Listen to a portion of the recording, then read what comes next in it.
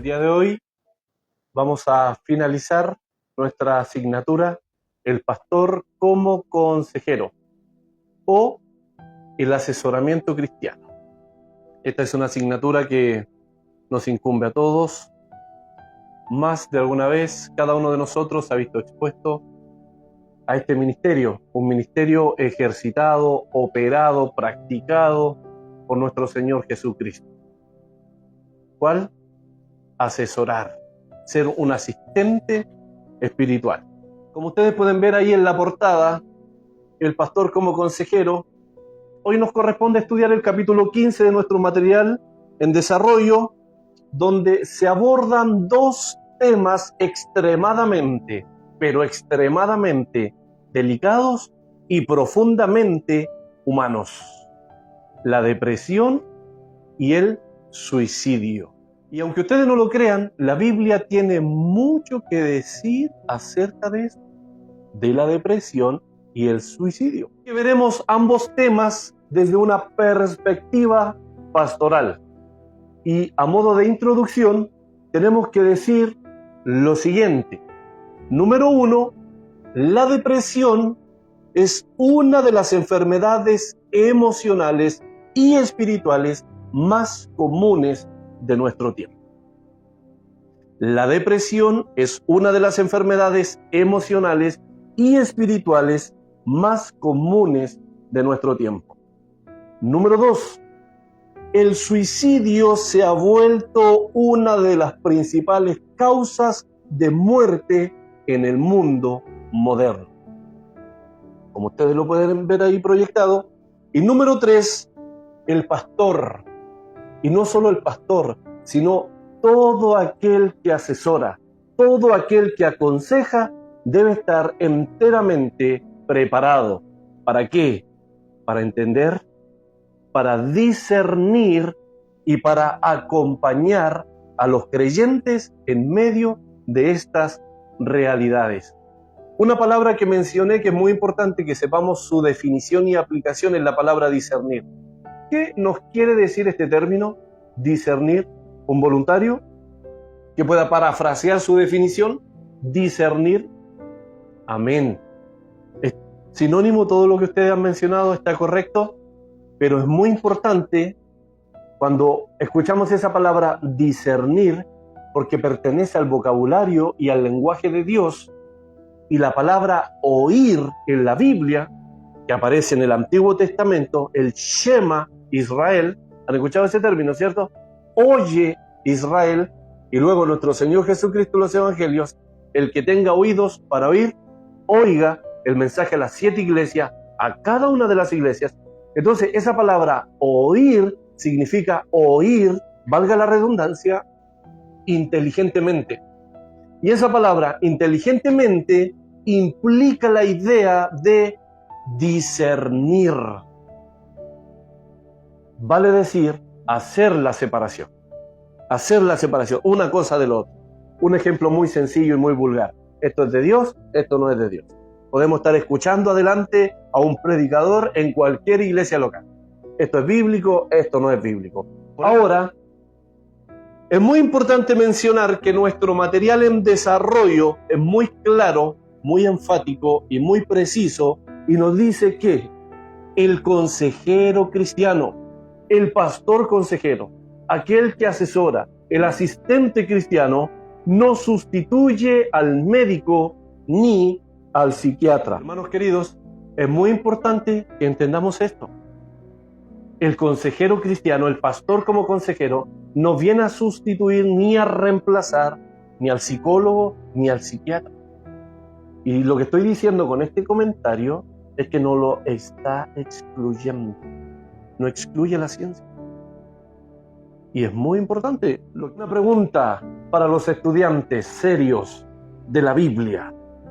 ¿Por qué creen que tantos cristianos luchan con depresión en una fe que proclama gozo y esperanza? ¿Por qué será? ¿Por qué tantos cristianos luchan con la depresión en una fe que proclama gozo y esperanza? ¿Algún voluntario? Entonces, por eso creen que el cristiano también lucha con la depresión. Resumen, así haciendo un mapa conceptual, porque somos seres humanos, ¿cierto? Y estamos expuestos a las leyes universales de este cosmos. Amén. Al final, el gozo y la esperanza viene a ser el remedio sobre su experiencia. Ahora observemos la depresión, nada más y nada menos que en la Biblia, en el libro de Dios. Se aprecia bien, ¿cierto? Se alcanza a ver bien. Ya. Entonces, lo primero que debemos colocar sobre la mesa es que la depresión no es un tema moderno. La depresión no es un tema moderno, no es un tema actual que ha aparecido ahora en el siglo XXI. No, vamos a aprender que muchos siervos de Dios tuvieron que enfrentarse con la depresión. Número 1, primer libro de Reyes, capítulo 19, verso 3 y 4. Por favor, vamos a ver los ejemplos bíblicos de hombres que tuvieron que enfrentarse con la depresión. Amén. Ahí está el personaje que mencionaba. Entonces, en el verso 3 que leyó, podemos ver que Elías huye en primer lugar del peligro. Recordemos el milagro, el portento, la maravilla notoria que ocurrió en el Monte Carmelo. ¿Lo recuerdan? ¿Cómo glorificó el nombre de Dios delante de 450 predicadores de Baal? Entonces, en el verso 3 vemos que el hombre de Dios está huyendo del peligro. Fue a Beerseba, en el hebreo, Beershiba. Beershiba, yo ahí le he dado las palabras, y significa al pozo del juramento. Él fue al pozo del juramento. Él quería colocar testigos, entre Dios y él. Y seguimos hablando de una tierra en Judá, en Palestina. En el verso 4 del capítulo 19, vemos que se fue por el desierto. Se fue por el desierto. Se sentó y comenzó a desear la muerte. El hombre de Dios, ese que hizo descender fuego del cielo, comenzó a desear la muerte. El término hebreo Sha'al traduce lo siguiente: demandar, requerir. Elías rogaba a su misma alma que dejara de existir. Eso es notable, eso es llamativo, porque nosotros leemos la historia, por supuesto, si no nos introducimos en la historia, es un personaje más, un personaje menos. Pero cuando vemos al hombre de Dios representando a Dios, glorificando a Dios en medio de un pueblo que está consumido en la idolatría, no es cualquier cosa. Si este hombre llega a sentir después el deseo de morir, es porque claramente estamos expuestos a la depresión, a este tipo de cosas. Entonces él se sentó y comenzó a desear la muerte. Elías sintió miedo, soledad y el deseo de morir. Pero también, y aquí viene lo que ustedes mencionaban, se nota que estuvieron leyendo el material, ¿cierto? También el Señor comenzó a darle descanso. Lo primero, comenzó a darle descanso, alimento y luego una palabra profética. ¿Se dan cuenta las áreas de su vida que vino Dios a sustentar? Descanso no es solo un descanso físico. Dios le da descanso, alimenta su cuerpo, lo alimenta físicamente y luego le da una palabra profética. Alimenta su espíritu. Todas las áreas del profeta. ¿Y qué podemos aprender de esto entonces? Con la historia de Elías, ¿qué podemos aprender? que Dios atiende al ser humano de manera integral. Dios atiende al ser humano enteramente cuando está consumido en su necesidad. Dios va a proveer para la necesidad física, para la necesidad emocional y para la necesidad espiritual. ¿Quién puede leer Filipenses 4:19, por favor? ¿Todos se saben de memoria Filipenses 4:13 o no? ¿Quién no se sabe de memoria Filipenses 4:13? Todo lo puedo en Cristo que me fortalece. ¿Y el apóstol Pablo de qué está hablando? El apóstol Pablo está hablando de la necesidad, de que él está ya entrenado en todas las áreas. Él ya está experimentado en la abundancia como en la escasez, en la salud como en la enfermedad. Por eso concluye diciendo, todo lo puedo en Cristo porque Él me fortalece. Pero Filipenses 4:19 es una perla maravillosa para nosotros. Nos está diciendo que Dios va a proveer conforme a la necesidad. Dios va a proveer conforme a la necesidad. Así que Él va a traer su respuesta. Entonces, esa es una perla maravillosa que nos provee Filipenses 4:19. Cuando comenzamos a frustrarnos porque Dios no nos responde y etcétera, etcétera, poco a poco no nos damos cuenta cómo nos vamos introduciendo en la depresión. Entonces, hermanos queridos, eso es lo que aprendemos con respecto al profeta de Dios que hizo descender fuego del cielo y que exterminó a 450 profetas de Baal, y no solo eso, y a 400 profetas de Acera. Yo me atrevo a decir que eran 850. Buen punto. 450 profetas de Baal y 400 de Acera. Y Elías, hermanos queridos, acabó con todos. Acabó con todos. Para que vean el poder de la depresión. Después salió huyendo. Número 2, tenemos a Jeremías. ¿Quién me ayuda con el capítulo 20, por favor? 14 al 18. Jeremías 20, 14 al 18.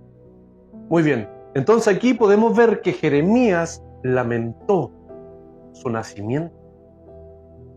Jeremías lamentó su nacimiento y en sus palabras podemos nosotros darnos cuenta que él está expresando un dolor profundo y una completa desilusión.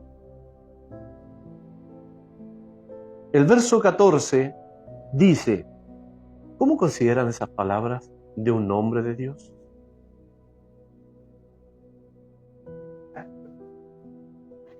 Maldito el día en que nací. ¿Cómo interpretan las palabras del hombre de Dios? Contradictorio, dice nuestro hermano. Entonces, ¿qué queremos mostrar con estos textos? El poder del estado depresivo. El poder del estado depresivo. Ahora, la palabra maldito se traduce de ese término hebreo, arar. Arar. ¿Quién me puede decir lo que implica la palabra maldito, maldición, etcétera? ¿Conocemos ese término? ¿Quién me ayuda, por favor? Sentencia, usted dice, desear el mal, sujeto a la destrucción, pero todo eso tiene una implicancia y una aplicación. Todo eso tiene una implicancia y una aplicación. Miren, la palabra arar es un verbo hebreo que traduce la idea de una persona o algo, pero vamos a hablar de una persona, ¿ya? Bajo juicio. Alguien que está atado, alguien que está sujeto, alguien que está destinado a la destrucción.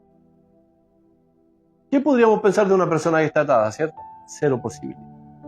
Eso significa en primera instancia ser un maldito o ser una persona maldecida. O sea, olvídate del éxito, olvídate de la prosperidad, olvídate del gozo, olvídate de todo lo benéfico. No hay nada para ti. Si estás maldito, para poder entender el término. Y debemos saber también nosotros que la palabra maldito es todo lo opuesto, por lógica, a la palabra bendito. Y la palabra bendito, Barak, en el hebreo, el nombre Barak significa bendecido, bendito, favorecido. Una persona, mire, esa palabra Barak, esta es la imagen. Es un hombre arrodillado con sus manos así, recibiendo la mano de Dios. Eso implica la palabra Barak, ser favorecido, bienaventurado, etcétera, etcétera. Entonces, la palabra maldecido es todo lo opuesto a la palabra Barak. Eso lo entendemos, ¿cierto? Ahora, cuando Dios maldice, no significa que Dios está soltando una palabra mágica sobre alguien o sobre algo. Dios está declarando un estado judicial. Ser maldecido significa ser expuesto a las consecuencias del pecado sin el favor de Dios. Sin el favor de Dios. Nosotros hemos sido expuestos a las consecuencias de nuestro pecado. Pero ¿se nos ha cerrado la puerta al favor de Dios? ¿Y saben por qué no se nos ha cerrado la puerta al favor de Dios? Por gracia, por supuesto, pero hablando de una manera bajo acción, por obra, porque Jesucristo se hizo maldito por nosotros. Se hizo maldito por nosotros. Él tomó nuestro lugar. Él es nuestro sustituto. Entonces, toda la maldición de Dios debía caer sobre mí. Pero Cristo, como mi sustituto, Él toma mi lugar y toda la maldición de Dios cayó sobre Él. Y toda la vida benéfica que debía caer sobre Cristo, cayó sobre mí. Entonces, por eso nosotros, si bien es cierto, muchas veces estamos expuestos a las consecuencias de nuestro pecado.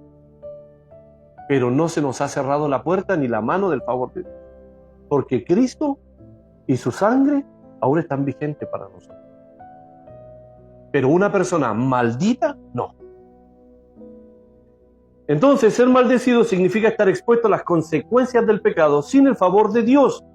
Es una separación total de la bendición divina. Y es por eso que conduce a la ruina. Es por eso. En pocas palabras, la maldición es como un juez que está dictando sentencia. Bendecir es dar vida. Maldecir es declarar culpable y dar muerte. La bendición abre la puerta. La maldición la cierra. Maldecir es atar con cadenas. Y bendecir es ser soltado. Entonces, nosotros, ¿qué podemos aprender con el estado depresivo de Jeremías? Cuando él llega a maldecir el día en que nació. Número 1, nadie está excluido. Entonces, ¿saben lo que también podemos aprender? Que el creyente puede expresar sus emociones delante de Dios. Es muy importante el cómo lo hacemos, el cómo nos expresamos delante de Él. Y Jeremías llegó a ese extremo. Número 3, el Salmo 42:5. ¿Quién me ayuda, por favor? Y luego otro, el Salmo 38, 4 al 6. Primero, 42 al 5. 42:5, libro de Salmos. Amén. Y el capítulo 38, versos 4, 5 y 6. Amén. Aquí estamos hablando del dulce cantor. Aquí estamos hablando del hombre conforme al corazón de Dios. Aquí estamos hablando del sustituto del primer rey de Israel, de Saúl. Aquí estamos hablando del gran rey David, de aquel que las mujeres de todas las ciudades cantaron: Saúl mató a miles, pero David a sus 10,000. Estamos hablando de esa persona, de ese personaje. Entonces David, en el capítulo 42, verso 5, está reconociendo que su alma está abatida.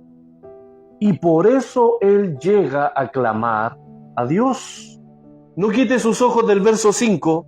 La palabra abates se traduce del término hebreo, ahí está, shahak, y significa hundir, deprimir, encorvar, recostarse. Y recostarse es por causa del desánimo. Lo que el salmista está diciendo es que está enteramente aplastado. No quiero nada. Y la palabra turbas, ¿por qué te turbas? Es la palabra hebrea jamá, jamá. Y significa hacer un ruido fuerte, gemir, rugir. Y el término hebreo implica la idea desde las entrañas y desde el corazón. El rey David está en un estado enteramente depresivo. El verso 4, capítulo 38, verso 4. El salmista usa la palabra agravado. Ahí está el término hebreo, agravado. Abar. Abar significa que estaba enteramente cubierto, dominado y atravesado. Cuando usa la palabra atravesado, está indicando que está herido por el estado depresivo. Está herido. Y la palabra carga pesada, esta palabra, queridos estudiantes, llamó muchísimo mi atención. En el verso 4 nuevamente dice carga pesada, ¿cierto? El texto hebreo dice masá kaved kabad. Masá kaved kabad. Eso dice el original hebreo. Y se está refiriendo a la carga del pecado. Pero ¿saben por qué llamó tanto mi atención? Para que ustedes se hagan la idea del por qué me impacta esto. Porque la palabra kabod viene de esa palabra, kabad. Esa es la raíz, kabad. Y la palabra kabod, ¿alguien sabe lo que es la palabra kabod? El libro de Éxodo dice, y en presencia de todo el pueblo seré glorificado. Le dice Dios a Moisés. Y en presencia de todo el pueblo seré glorificado. Y la palabra glorificado en el hebreo es kabod. Y se refiere al peso de Dios. Se refiere a la dignidad de Dios.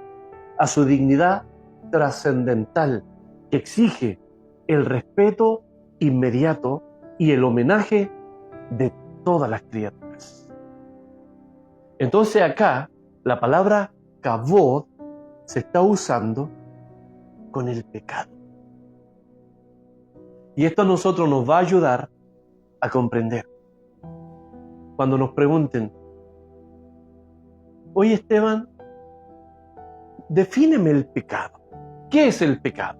Bueno, yo personalmente como estudiante siempre quise investigar sobre una respuesta respecto al pecado, y para mí el pecado es un poder misterioso que se opone a Dios y a su buena voluntad para con el hombre.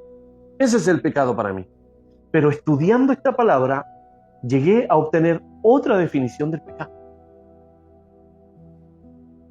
El pecado es una carga que el ser humano no puede contener. No puede contener. Entonces, es muy importante que nosotros entendamos eso. El pecado no solo nos asedia, no solo nos rodea, como dice el escritor a los hebreos, el pecado nos aplasta, el pecado nos hunde, el pecado corta el lazo de comunicación con Dios, el pecado se opone a Dios, se opone a la buena voluntad de Dios. El pecado es una carga pesada que día tras día nos roba la fuerza, nos roba la salud, nos roba nuestro buen estado anímico. Eso hace el pecado. Y muchos coquetean con el pecado. Muchos juegan con el pecado. Muchos predicadores defienden el pecado. Pero no. El pecado mató a Jesucristo. Si ustedes quieren saber por qué Jesucristo murió en la cruz, fue por el pecado. Entonces nosotros debemos odiar el pecado y debemos odiarlo con todas nuestras fuerzas. Por eso, cuando caemos en el pecado, debemos confesar rápidamente nuestro pecado, humillarnos delante de Él. No podemos ser ni tener amistad con el pecado, jamás. Entonces, ¿qué podemos aprender de esto, del salmista? Que el Señor es nuestra única esperanza, nuestra única fuente existente de salvación. La alabanza y la esperanza en Dios son las armas poderosas que el salmista usó contra la desesperación, y contra el desánimo, y contra la depresión. Y por último, tenemos a Job. ¿Quién puede leer el 3.11? Job 3.11, por favor. Y otro, el 7, 15 y 16. Amén. Entonces también podemos aprender que el hombre recto, el hombre usado por Dios para desafiar a Satanás, ¿recuerdan ese diálogo de Dios con Satanás? ¿No conoces a mi siervo Job? ¿Cierto? Entonces, el hombre usado por Dios para desafiar a Satanás, escuchen lo que estoy diciendo, un hombre usado por Dios para desafiar a Satanás. Para que captemos el calibre de lo que estamos observando aquí. Entonces, el hombre recto, el hombre que caminaba por en medio de las calles, de las plazas, ¿y saben lo que hacían los vecinos cuando Job pasaba por la ciudad? Sí. La gente se daba vuelta para no mirarlo, porque era muy noble. Lo tenían por un hombre muy recto, muy puro de corazón. Y la Biblia no da tanto detalle, pero lo más probable es que era un hombre que vivía para su comunidad, para que la gente lo respetara de tal manera.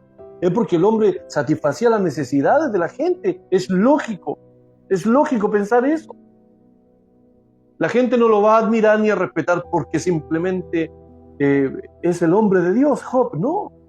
Lo más probable es que él era un hombre que se daba para su comunidad.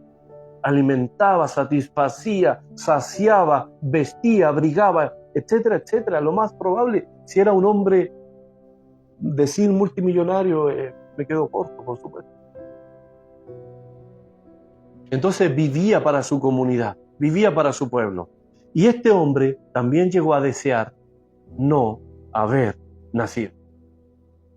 Y en Job 7:15 habla de ser estrangulado. Ahí está el término hebreo, mahanak. Y él deseaba haber muerto asfixiado. Eso traduce. ¿Y qué podemos aprender de esto? Que el sufrimiento puede oscurecer la fe, pero nuestro Dios tiene el poder para restaurar. El sufrimiento puede oscurecer la fe, pero Dios tiene el poder para restaurar. Pregunta para que reflexionemos antes del break. ¿Qué diferencia hay entre estar triste y estar deprimido en estos relatos bíblicos? ¿Qué diferencia hay entre estar triste y estar deprimido en estos relatos bíblicos? Son dos calibres distintos, ¿cierto? Estar triste es más temporal, es más pasajero, no tiene un calibre tan pesado, pero estar deprimido ya son palabras mayores. Entonces la tristeza es una emoción normal, es una emoción natural, pasajera, y puede llevarnos a buscar más de Dios, la persona cuando está triste. Y la depresión bíblica es un estado de abatimiento profundo, donde perdemos toda la esperanza, se nubla la visión de Dios, nuestra fe se paraliza, nuestra confianza en Dios queda estancada. Entonces, esa es la gran diferencia. En la tristeza, Dios viene y nos consuela. En la depresión, Dios nos va restaurando poco a poco. Es un trabajo largo, hermanos queridos. Así como pasó con Elías. Reposo, comida, palabra. Reposo, comida, palabra. Entonces, muy importante. ¿Cuáles son las causas de la depresión? Después del break, continuamos. Bien, queridos estudiantes, vamos a continuar con la segunda parte de esta clase. El pastor como consejero, clase número 5 y última. Y quedamos en las causas de la depresión. ¿Cuáles son las causas de la depresión? Y número 1 tenemos las causas físicas o causas biológicas. Y con esto queremos decir que no toda depresión nace de un problema espiritual o emocional. Lo que conversábamos delante. No toda depresión nace de un problema espiritual o emocional. Muchas veces también la depresión tiene que ver con el estado físico del cuerpo humano. Ejemplo, puede haber un desequilibrio químico en el cerebro, cambios en, yo anoté los términos, son un poco complicados, neurotransmisores como serotonina. Pero ahí ustedes después investiguen estos términos, ¿ya? También pueden haber cambios de neurotransmisores como serotonina, dopamina y noradrenalina. Son los términos que también vienen a provocar la depresión en cuanto o en lo que respecta al estado físico. También otra causa es el trastorno hormonal, problemas de tiroides, cambios en el embarazo y también la menopausia. ¿Por qué no mencionar el cansancio extremo, enfermedades crónicas, dolores persistentes, deficiencias nutricionales o metabólicas, etcétera, etcétera?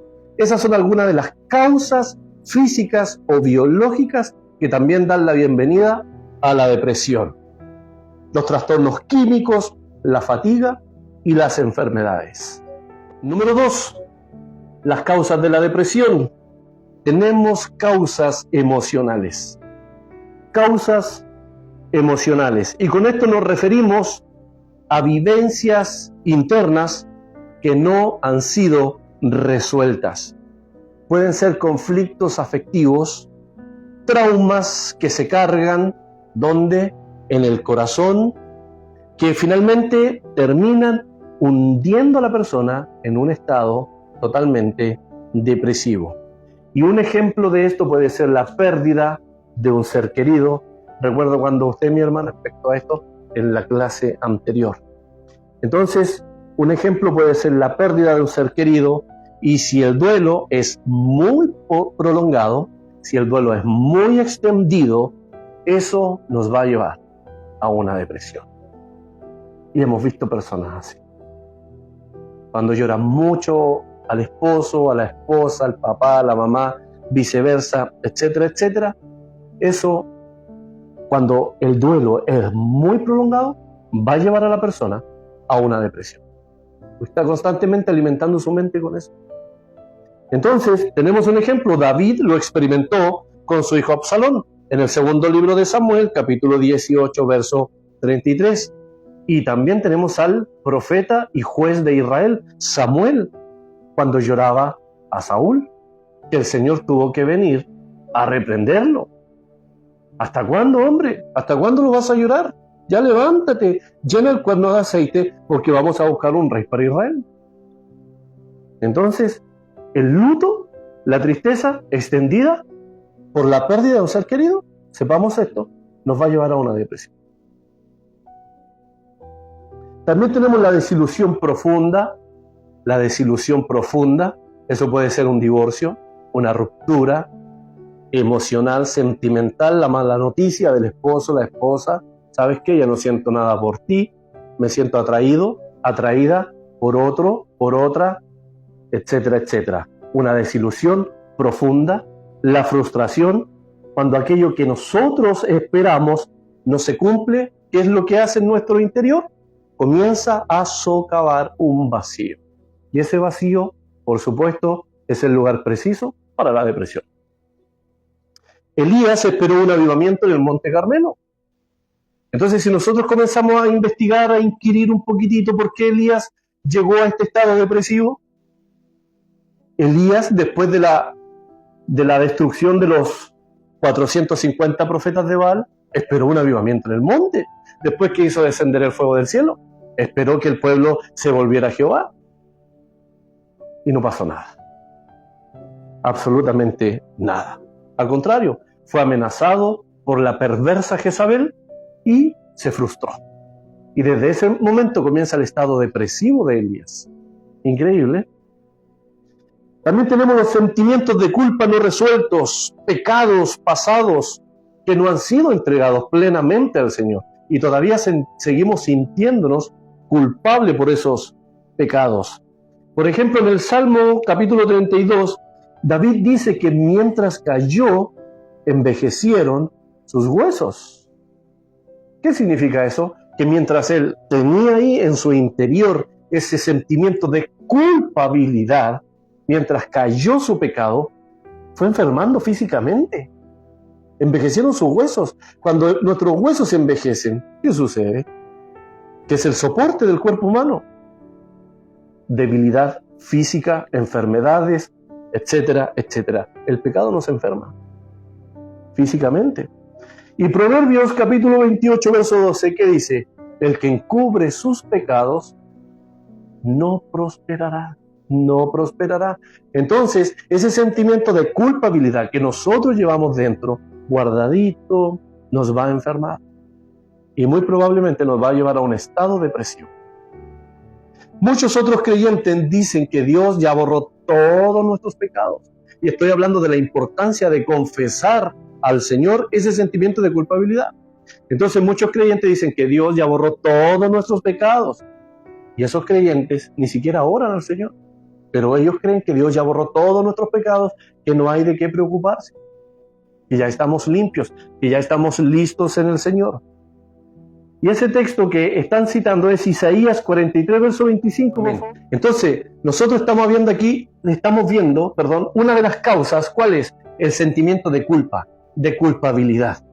Entonces, muchos llegan a abrazar este sentimiento que al final es producido por un agente externo que podría ser hasta satánico. ¿Quién más podría hacernos sentir culpable en la presencia misma de Dios? Pero otros llegan a otro extremo, valga la redundancia, otros llegan a otro extremo de decir que ya no hay pecados que confesar, que ya estamos listos, sin darse cuenta que eso va socavando en nuestro interior, haciendo un espacio para la depresión. Y citan ese texto que usted acaba de leer. Dios ya borró todos nuestros pecados, todas nuestras rebeliones, por amor a su nombre. Pero ese es el capítulo 43. ¿Qué dice el capítulo 1, verso 18? Amén. Se han saltado más de 40 capítulos.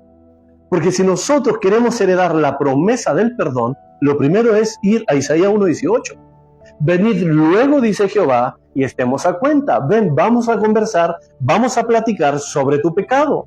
Y a posterior tú vas a heredar lo que dice Isaías 43, que es, yo borro todas tus rebeliones, todos tus pecados. Yo no puedo llegar a Isaías 43 sin pasar por 1:18. Entonces es muy importante que entendamos eso. Otra causa de la depresión, ¿cuál es?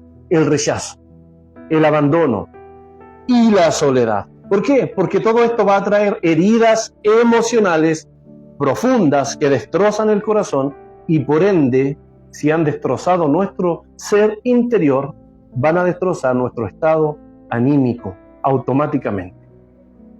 Estas son las causas de la depresión. Por eso vemos a un Jeremías, a un Job, maldiciendo el día en que nacieron. ¿Por causa de qué?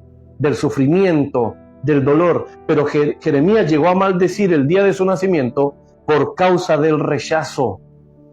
Jeremías fue rechazado, por eso cayó en un estado depresivo. Jeremías experimentó lo que nosotros llamaríamos traumas emocionales y espirituales. Por eso es conocido como el profeta llorón. ¿Saben que es conocido como el profeta llorón, cierto? ¿Por qué? Porque él vivió la soledad y bastantes frustraciones. Una pregunta interactiva. ¿Cómo podría el consejero discernir si la depresión es mayormente espiritual, emocional o médica? Nosotros somos consejeros espirituales. ¿Cómo podríamos discernir si la depresión es espiritual, emocional o médica? Indagando, escuchando, válido. Entonces, es una muy buena pregunta, ¿cierto? Así que ustedes tienen que resolverla. Espero una respuesta de eso. Para que no lo olviden, espero una respuesta de esa pregunta interactiva. Espero una respuesta. Entonces, esta es una muy buena pregunta, porque muchos se confunden pensando que toda depresión es espiritual. Y muchos otros se confunden pensando que toda depresión es médica. Y así sucesivamente se van a ambos extremos y no se van por la línea o por el camino del medio. Hay que ser equilibrados. Entonces, la depresión espiritual tiene que ver con nuestro interior. La depresión espiritual, y esto les puede ayudar a su respuesta, tiene que ver con nuestra relación íntima, con nuestra comunión con Dios. La culpabilidad constante con el pecado no confesado. La pérdida del gozo espiritual. La apatía por la oración. La apatía por la adoración. La apatía por congregarse, por llegar al templo. La apatía por escuchar las exposiciones, la predicación. Todo eso es causa de que esta depresión es más o menos de corte espiritual. ¿Y cómo aconsejamos cuando es espiritual? ¿Cómo podríamos aconsejar? Si hemos resuelto, vamos a suponer que resolvimos lo primero. Ya, todos estos síntomas indican que tu depresión es espiritual. ¿Cómo aconsejaríamos? Primero sería confesando pecados al Señor. Confesando pecados al Señor. Consejería bíblica, palabra, oración y ayuno. Y por supuesto, lo que mencionábamos delante, el acompañamiento pastoral. El acompañamiento pastoral, el ser un buen asistente del Señor. Un buen asistente, un buen terapeuta. Y la depresión, que es de origen emocional o psicológico, se da por experiencias dolorosas, pérdidas, estrés, tristeza, duelo, divorcio, rechazo, fracaso, sentimientos de inutilidad, bajo autoestima, ansiedad, irritabilidad, el llanto o el lloro frecuente, etcétera, etcétera. Todo esto es sinónimo u origen de depresión emocional. Emocional. ¿Y cómo ayudamos ahí? Usted lo mencionó delante. Escuchando empáticamente, acompañando, apoyando y asistiendo ahí en la sanidad interior, investigando si lo que necesita esta persona es perdonar, investigando si lo que necesita es liberarse de rencores, apoyar como comunidad cristiana y, ¿por qué no?, derivar a un especialista, a un psicólogo o a un psiquiatra, pero que sea cristiano. Que sea cristiano. Pero ojo, a veces va a suceder que las tres causas van a estar mezcladas. A veces van a estar las tres. No necesariamente la persona depresiva que está a nuestro lado va a ser depresión espiritual, emocional. No, a veces van a estar las tres causas mezcladas, la espiritual, emocional y la médica. Ya sabemos que la responsabilidad es de la persona depresiva, ¿cierto? Pero ahí claramente las armas tienen que ser del consejero. Tiene que hacer algo por esta persona. Técnica directiva o el método directo, etcétera, etcétera. Por eso es importante que siempre el consejero, el que va a asistir, el terapeuta espiritual en este caso, es importante que siempre esté orando. constante oración con el Señor, sensible en cuanto a la dirección del Espíritu Santo, que haga una buena y una precisa evaluación del paciente. Y por supuesto que debe ser un trabajo en equipo. Pero debemos saber esto, que lo espiritual no excluye la ciencia, lo médico. El cristiano, ¿qué necesita? Necesita la Biblia, necesita consejería y al mismo tiempo también necesita la medicina. Entonces una cosa no excluye a la otra, eso es muy importante. El consejero siempre debe acompañar, siempre debe discernir y siempre debe guiar a la persona hacia la ayuda correcta. Y aquí está algo muy importante que debemos mencionar. No debemos hacer juicios simplistas. Ni tampoco debe haber juicio de condenación. Lo que debemos hacer es mostrar la gracia de Dios. La gracia de Dios. Y como último, observemos los suicidios que aparecen en la Biblia. Número 1, tenemos a Saúl. Primer libro de Samuel, capítulo 31, verso 4. Saúl, primer libro de Samuel, 31, 4. Suicidios en la Biblia. Amén. Entonces aquí vemos al primer rey de Israel que se quitó la vida en una batalla contra los filisteos. Saúl estaba herido gravemente. Saúl veía su inminente derrota y se llegó a quitar la vida porque no quiso caer, como le hizo caer vivo en las manos de sus enemigos para no ser un objeto de burla y un objeto de tortura, porque los iban a torturar, ¿cierto? Entonces, su suicidio fue un acto, y esto a nosotros debería ayudarnos a entender muchas cosas, porque la Biblia lo que hace aquí es revelar por qué la gente llega a suicidarse. Entonces, el suicidio de Saúl fue un acto desesperado, motivado por el miedo. El suicidio de Saúl fue un acto desesperado, motivado por el miedo, la derrota militar y la ausencia de la dirección de Dios en su vida. Causas que llevan al suicidio. Eso es lo que podemos extraer de la vida de Saúl. Es muy importante porque esto nos va a dar muchas respuestas a nosotros. Número 2, ¿a quién tenemos ahí? Ahitofel. ¿Quién me ayuda, por favor? Segundo libro de Samuel. ¿Quién sabe quién era Ahitofel? ¿Quién puede leer, por favor, segundo libro de Samuel 16:23? Para que sepamos nomás quién era Ahitofel. De la persona que usted acaba de leer, era un consejero del rey y no era cualquier consejero.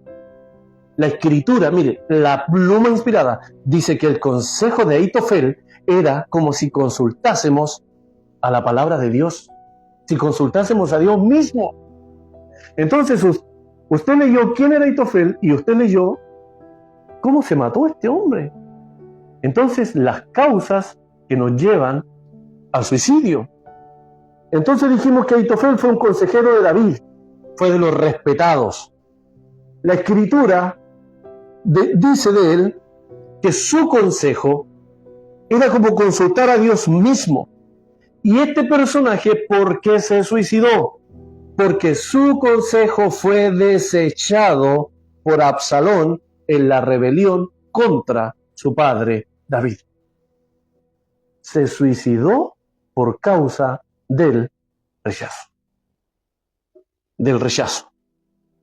Entonces Ahitofel, al ver que su plan no prosperaba y al ver que la derrota era segura, perdió prestigio, perdió influencia y también su futuro político desapareció, se esfumó. Entonces, lleno de orgullo, herido y en una completa desesperanza, se ahorcó. Ahitofel. ¿Se dan cuenta? La desesperanza, el orgullo Número 3, Zimri. ¿Quién me ayuda con primer libro de Reyes? Bien. Entonces, Zimri, ¿quién era este personaje? Era un siervo y un soldado del rey Ela.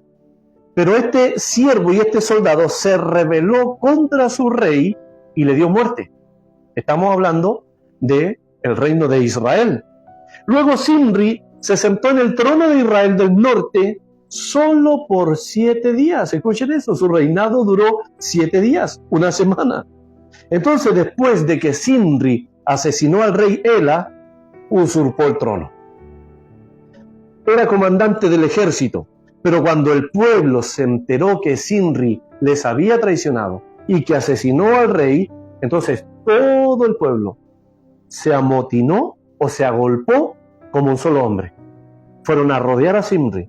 Entonces, este usurpador, al ver que la muerte le acechaba, tomó la decisión de prenderle fuego al palacio y morir adentro.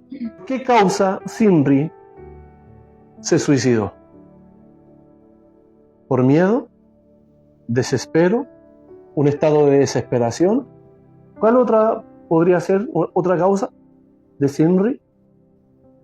Cuando el pueblo oyó que Zimri había usurpado el trono, tomó a otro personaje y lo colocaron como rey. Zimri también se suicidó por la falta de aprobación del pueblo. Y número 4, nuestro último personaje, y ya estamos terminando, Judas Iscariote, en Mateo 27:5. Amén. Aquí estamos hablando de Judas Iscariote, apóstol, escogido de nuestro Señor Jesucristo, conocido por su gran traición al gran maestro. Lo entregó a los líderes religiosos por unas pocas monedas. Y luego Judas, al darse cuenta de la magnitud de su pecado, fue exactamente ahí cuando él va y se quita la vida. Estaba lleno de desesperación, sin arrepentimiento verdadero o genuino, por supuesto, y se ahorcó. ¿Por qué se habrá ahorcado Judas? ¿La culpa? Mateo 27:3 nos da una clave. Dice que Judas devolvió el dinero arrepentido. Entonces, el verso 3 del capítulo 27 de Mateo dice que devolvió arrepentido. Entonces, esa palabra arrepentido podríamos decir, pero se arrepintió. Pero si estudiamos el original griego, nos daremos cuenta que no era el arrepentimiento verdadero o el arrepentimiento genuino. Cuando la Biblia habla de arrepentimiento genuino, usa el término metanoia. Y es el cambio de mente, el cambio de dirección. Acá, con Judas, se usa el término griego metamelomai, y se traduce como sentir remordimiento. Es que es Lucas el que escribe allá. Y a veces no son contradicciones, a veces son complementos. Porque los opositores de la Biblia usan los 4 evangelistas, Mateo, Marcos, Lucas, Juan, para decir que se contradicen entre sí, pero no. Cada uno cuenta desde su perspectiva cómo vio la historia. ¿Cierto? Entonces, lo que Judas sintió fue tristeza, remordimiento. Eso significa o traduce la palabra arrepentimiento con Judas. Entonces podemos aprender que en ninguno de estos casos que hemos expuesto se presenta el suicidio como una salida legítima. En ninguno de estos casos. El suicidio siempre se asocia con la desesperanza, con la derrota, el fracaso y el pecado. ¿Qué diferencia hubo entre Pedro y Judas al enfrentar la culpa?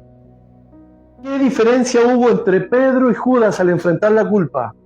Aquí hay principios pastorales para aconsejar, escuchar y mostrar empatía, recordar el valor y la dignidad de la vida, siempre ofrecer esperanza en Cristo, siempre fomentar la confesión y la restauración. Y yo he apuntado una palabrita ahí en 1 de Juan 1:19, homologueo, cuando la Biblia dice confesaos a Dios, esa palabra confesar significa estar de acuerdo con Dios. ¿Y qué puede implicar estar de acuerdo con Dios? Que lo que Él dice es lo que hay que acatar, es lo que hay que obedecer. Homologueo, estar de acuerdo, asentir. Sí, Señor, tú tienes razón. Nosotros, no. También se van a llevar en la PowerPoint esperanza bíblica frente a la depresión. Cristo es nuestra paz. Dios transforma la tristeza en gozo. El Espíritu Santo de Dios nos consuela y nos fortalece. El futuro será glorioso y nos sostiene. Ahí en Apocalipsis 21:14, por ejemplo, dice que Dios se enjugará. 21:4 dice que Dios se enjugará. Esa palabra enjugará tiene la idea de borrar lágrimas del rostro. Pero ¿saben lo que me llamó la atención? Que el texto griego implica la idea de borrar lágrimas por causa del pecado. Cuando estemos con Cristo recordaremos nuestra miseria y el Señor nos consolará de tal manera que nos hará olvidar lo malo que hicimos. ¿Por cuánto le ofendimos? Yo no sé, pero eso a mí, se lo digo honestamente, saber que Jesucristo perdona mi rebelión y perdona mi pecado, eso quebranta mi corazón. Saber que yo voy a derramar lágrimas por todas las veces que le ofendí. Será tan gloriosa y magnífica su presencia, su luz inaccesible, que nosotros vamos a llorar por lo miserable que fuimos. Por lo miserable que fuimos con Dios. Y Él limpiará nuestros ojos y nos dirá, yo te perdono. Y eso es motivo, olvídense, yo no sé, pero eso a mí quebranta mi corazón, saber que el Señor me perdona. Conclusión de la clase: la depresión y el suicidio son realidades dolorosas, pero la Biblia no lo esconde ni lo oculta. El pastor consejero y todo aquel que aconseja debe ser un canal de esperanza y restauración, no un canal de condenación. Y la meta final, por supuesto, debe ser llevar al creyente, llevar a la persona en un estado depresivo, llevarla a confiar en Jesucristo, llevarla a confiar en que su vida está en las manos de nuestro Dios. Hemos terminado. Fin de la clase. Dios les bendiga.